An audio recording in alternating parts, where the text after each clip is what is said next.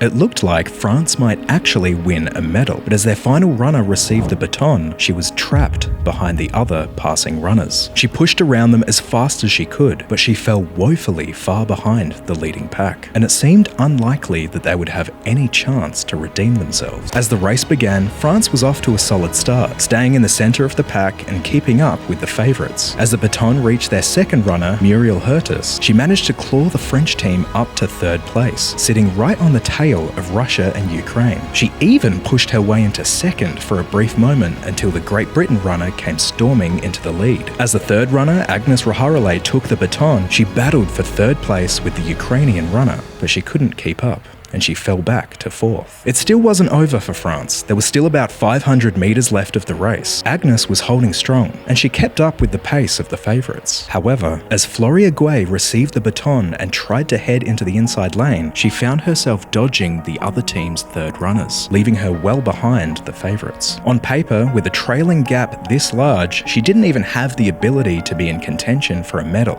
Even if she matched her previous personal best, that still wouldn't be enough. The French commentators lost hope. Parce que le podium est dessiné là-bas. Ouais, c'est les trois favoris devant. Ouais, et il y aura pas de podium pour le 4x4 français parce que là on revient pas. The British commentator was also dismissive of Floria's chances of winning. Floria Guei looking a little bit tired at the moment, looking as though France are now out of the battle for the medals. That was until the runners came up to the final turn, and what Floria would later describe in interviews as an animalistic urge overcame her, and she began hunting down the leading pack.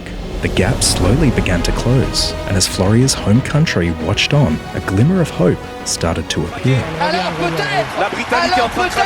Floria caught up to Russia. It was neck and neck between her and Great Britain, and then,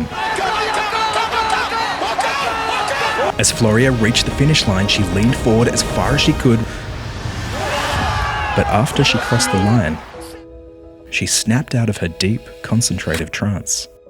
Seemingly stunned and unaware of what just happened, Floria looked at her teammates and they reaffirmed what she was having a hard time believing. Floria had not only run the fastest time of the day, she'd beaten her own personal best by nearly 2 whole seconds, and France won the gold medal.